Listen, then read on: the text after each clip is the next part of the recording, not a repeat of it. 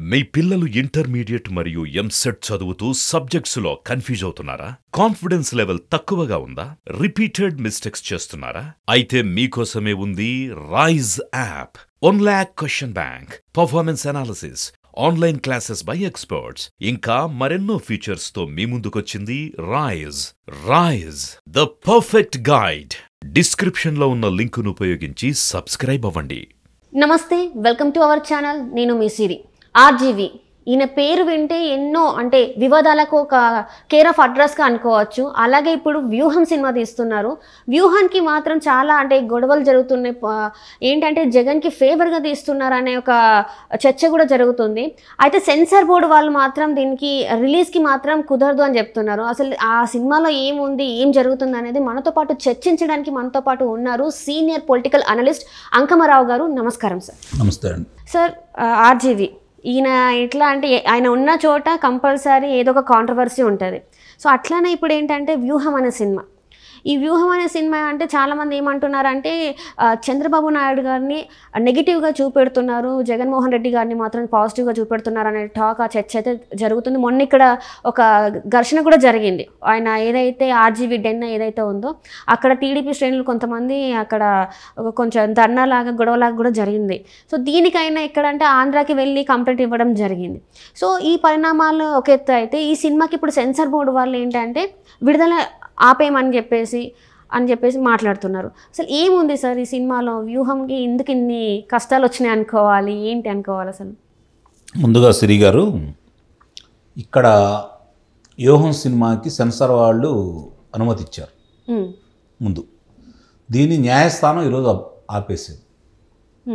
అభ్యంతరకైన సన్నివేశాలు, అట్లాగే కొన్ని వివాదాస్పదమైనటువంటి వ్యాఖ్యలు, కాస్త జిగుత్సాకరమైనటువంటి కొన్ని ఉన్నాయన్న ఉద్దేశంతో నారా లోకేష్ బాబు గారు వ్యక్తిగతంగా కొంతమందిని అంటే తండ్రిని, తన్ని, పవన్ కళ్యాణ్ గారిని కించపరిచే విధంగా చిత్రీకరించాడని దీన్ని పరిశీలించమని చెప్పిన తర్వాత న్యాయస్థానం వారు ఈ నెల 11 వరకు, మళ్ళీ ఆ రోజు విచారణ ఉంది, మామూలుగా అయితే 19వ తారీఖు వరకు, దాన్ని సెన్సార్ కార్యక్రమాల మొత్తాన్ని ఆపేసేసి ఏ మాధ్యమాల్లో కూడా దాన్ని ప్రసారం చేయొద్దని, అంటే థియేటర్లోనే కాకుండా మామూలుగా ఇప్పుడు వస్తున్నటువంటి ఓటీటీ ప్లాట్ఫామ్ ఏ ప్రసార మాధ్యమాల్లో కూడా దీన్ని విడుదల చేయడానికి వీల్లేదని చెప్పని తీర్పు ఇవ్వడం కూడా జరిగింది. అంటే వాళ్ళకి ఎంతగా ఇది ఇబ్బందికరమో వాళ్ళకే అర్థమైపోయింది. మరి ఇక్కడ ప్రాంతీయ సెన్సార్ బోర్డు వారు ఆ రోజు అవకాశం కల్పించకపోతే దాన్ని ఇవ్వటానికి నిరాకరించినప్పుడు ఆయన దావుద్ ఇబ్రహీం ద్వారా చెప్పించుకొని నేను సెన్సార్ సర్టిఫికేట్ తీసుకున్నాను అని చెప్పడం కూడా జరిగింది రివిజన్ కమిటీకి ఇచ్చిన తర్వాత. అంటే ఒక మాఫియా డాన్ని తీసుకొని దీన్ని వినియోగించుకుంటున్నాడు అంటే ఆయన ఆ మాట అన్నప్పుడే ఆయన తీసుకొని కారాగారంలో పెట్టేసేయాలి. దాన్నే ఒక సుమోటోగా తీసుకొని న్యాయస్థానాలు కావచ్చు, పోలీసు వారు కావచ్చు, అతన్ని అంటే ఒక మాఫియాని దీంట్లో ఇన్వాల్వ్ చేస్తున్నామని చెప్పని అతన్ని ముందుగానే నిర్బంధంలో తీసుకోవాలి. కానీ ప్రభుత్వాలు అతనికి అనుకూలం కాబట్టి, అలాగే కేంద్రంలో ఉండేవాళ్ళు కూడా ఇప్పుడున్న ప్రభుత్వానికి అనుకూలం కాబట్టి వాళ్ళ ద్వారానే దానికి సెన్సార్ సర్టిఫికేట్ వచ్చిందనేది స్పష్టంగా అర్థమైపోతూ ఉంది. మరి ఈరోజు న్యాయస్థానాలకి లోకేష్ బాబు గారు వెళ్ళే దీని గురించి ఆయన వాదోపవాదాలు వాళ్ళ తరపున వాళ్ళు చెప్పడం చూసిన తర్వాత వాళ్ళు ఒకసారి చిత్రాన్ని పరిశీలించిన తర్వాత అనుమతిస్తూ ఉన్నారు. చిత్రాన్ని చూసిన తర్వాత వాళ్ళు కూడా ఇది ఎట్టి పరిస్థితుల్లోనూ విడుదల కాకూడదు, ఏ ప్రసార మాధ్యమాల్లో కూడా రాకూడదు అలా అని చెప్పని వాళ్ళు తీర్పు ఇవ్వడం కూడా జరిగింది. అంటే దీన్ని బట్టి మనకి స్పష్టంగా అర్థమవుతుంది. ఇది ఒక ప్రస్థానం. అసలు ఈ ఆర్జీవీ అనే అతను ఎందుకు తెలుగుదేశం పార్టీ వాళ్ళ మీదే ఇలా కక్ష కట్టి చంద్రబాబు నాయుడు గారి మీద, పవన్ కళ్యాణ్ మీద ఇలాంటి చిత్రాలు నిర్మించడానికి ముందుకు వచ్చాడని చెప్పి కనుక మనం ఒకసారి తీసుకుంటా ఉంటే, గతంలో అతను లక్ష్మీ ఎన్టీఆర్ అనే సినిమా కూడా తీశాడు. ఆ చిత్రం తీసినప్పుడే దాని మీద తగు చర్యలు తీసుకొని ఉన్నట్టయితే, ఎందుకంటే ఆ రోజుల్లో చంద్రబాబు నాయుడు గారిని పోలిన వ్యక్తినే పెట్టేసి ఆయన చిత్రీకరించడం కూడా జరిగింది. కాబట్టి ఆ రోజే కనుక తగు చర్యలు తీసుకున్నట్టయితే ఈరోజు ఈ చిత్రం ఈ స్థాయిలో తీసి ఉండేవాడు కాదు అతను. ఆ రోజు చంద్రబాబు నాయుడు గారి ఉదాసీనత వల్ల, దానివల్ల మనకు జరిగే నష్టమే ఉందలే, ఎవరు వెళ్తే వాళ్ళు తీసుకుంటూ ఉంటారు, గతంలో కూడా ఆయన అట్లానే ఉండేవాడు కాబట్టి ఆయన చూసి ఉన్నట్టు వదిలేశారు. కానీ ఇప్పుడు లోకేష్ బాబు అలా కాదు. జరుగుతున్నాయన్నీ ఆయన క్షుణ్ణంగా అవగాహన చేసుకున్నాడు. యువకుడు, జరిగే పరిణామాలకు అతనికి అర్థమవుతాయి కాబట్టి దీన్ని విడుదల చేయడానికి వీల్లేదని చెప్పని అందుట్లో కొన్ని అభ్యంతరకర సన్నివేశాలు కావచ్చు, సంభాషణలు కావచ్చు, ఏవైతే ఉన్నాయో అవన్నీ అతని దృష్టికి కూడా వచ్చింది కాబట్టి అతను గట్టిగానే దీని మీద పోరాడాడు, ఆపుకోగలిగాడు. ఇతను దాంట్లో కొన్ని సన్నివేశాలు చాలా ఇబ్బందికరంగా ఉండే, కుటుంబ సభ్యులను కూడా కించపరిచేలా ఉన్నాయి అనేది ఒకటైతే, రెండవది ఇప్పుడున్న మైత్రి బంధాన్ని, అంటే తెలుగుదేశం పార్టీ జనసేనకు ఉన్నటువంటి మైత్రి బంధాన్ని చెడగొట్టే విధంగా కూడా చిత్రీకరించారనేది తెలుస్తూ ఉంది.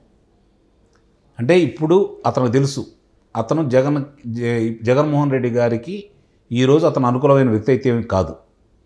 చంద్రబాబు నాయుడు గారి మీద ఉన్నటువంటిది, పవన్ కళ్యాణ్ గారి మీద ఉన్న వ్యతిరేకత కోసం అతను ఈ చిత్రాన్ని నిర్మించడానికి పూనుకున్నాడు.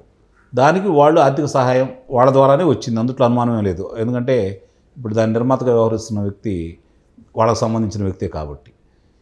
దీనికి అన్నదండాలు అనేది ప్రభుత్వం పూర్తిగా ఉండే అనేదే అర్థమైపోతూ ఉంది. అన్నప్పుడు అసలు అలాంటి సన్నివేశాలు పెట్టడానికి ఎలా అనుమతి ఇచ్చారు, దానికి సెన్సార్ వారు ఎలా ఇచ్చారని చెప్పి ఇప్పుడు న్యాయస్థానం కూడా ఆలోచించుకోవాల్సిన పరిస్థితి ఏర్పడిపోయింది. అది చంద్రబాబు నాయుడు గారిని, అలాంటి వ్యక్తిని, అలాగే అదే రూపంతో గల వ్యక్తిని ఇంకొక అతను పెట్టడం, పవన్ కళ్యాణ్ గారు కావచ్చు, లోకేష్ బాబు గారు కావచ్చు, ఇలా వాళ్ళకు సంబంధించిన వ్యక్తులను పెట్టుకొని అలాంటి చిత్రాలు తీసుకుంటూ దాని మీద ఇప్పుడు ఏంటంటే వీళ్ళిద్దరూ మైత్రి బంధంతో ముందుకెళ్తున్నారు, జగన్మోహన్ రెడ్డి గారు ఎటు ఓడిపోబోతున్నారు కాబట్టి ఇలా మైత్రి కొనసాగించకూడదనే ఉద్దేశంతో కొన్ని సన్నివేశాలు చూపించారనేది కూడా మనకు తెలుస్తున్నటువంటి విషయం. దాన్ని దృష్టిలో పెట్టుకొని ఈరోజు వీళ్ళు న్యాయ పోరాటం చేశారు, విజయం సాధించారు. మరి అది ఇక రేపు 11వ తారీఖు తర్వాత మళ్ళీ న్యాయస్థానం ఏం చెప్పిద్దో కూడా చూడాలి. ఇవాళ ఉన్న పరిస్థితులు ఎందుకంటే ఏదైనా సాధ్యమే వాళ్ళకి, ఇప్పుడున్న అధికార పార్టీకి. వాళ్ళన్నీ తెచ్చుకుంటా ఉన్నారు, అనుమతులు తెచ్చుకుంటా ఉన్నారు, ఏదైనా చేయడానికి వాళ్ళకి అన్ని అవకాశాలు ఉన్నాయి, వ్యవస్థలు వాళ్ళకి అనుకూలంగా కూడా పనిచేస్తున్నాయి. కాబట్టి వాళ్ళు ఏం చేస్తారో చూడాలి.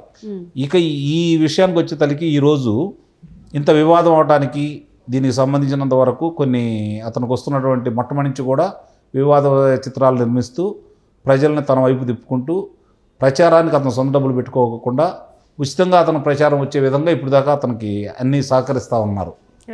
మాధ్యమాలు కావచ్చు, పత్రికలు కావచ్చు, ఇప్పుడు దాకా జరుగుతుంది అది. ఇప్పుడు కూడా అలానే జరిగింది.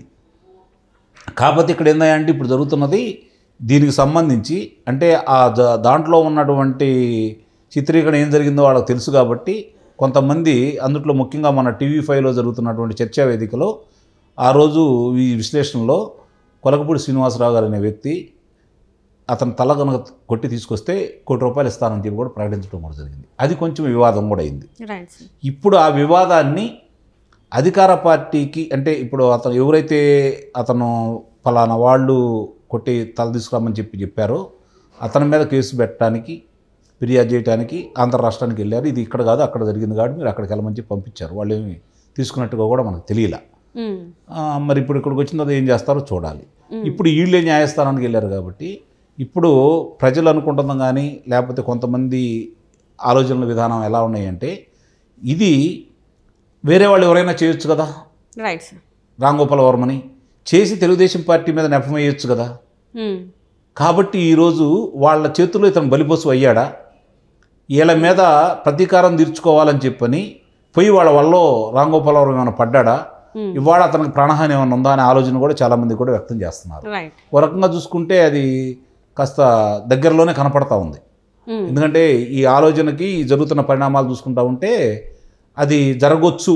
అంటే రాజకీయాల్లో ఇవాళ ఉన్న పరిస్థితుల్లో కాదనడానికి వీలే అవకాశమే లేదు కాబట్టి ఏదైనా సాధ్యమే కాబట్టి ఆ ప్రమాదం కూడా ఉంది కాబట్టి దీన్ని కొంచెం జాగ్రత్తతోటి ఉండి మిగిలిన వాళ్ళు కూడా ఇట్లాంటి పరిణామాలు మళ్ళీ దేనికైనా మంచిది కాదు, ఎవరికి కూడా మంచిది కాదు. కాబట్టి ఒకసారి ఆలోచించుకొని కానీ ఇలాంటి వ్యక్తిని సమాజంలో తిరగనీయకూడదు, ఇతన్ని అదుపులో తీసుకొని తగిన శిక్ష వేసేసి న్యాయస్థానాలు.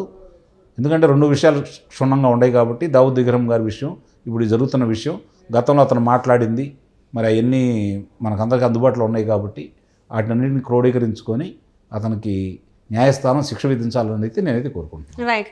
Thank you so much sir.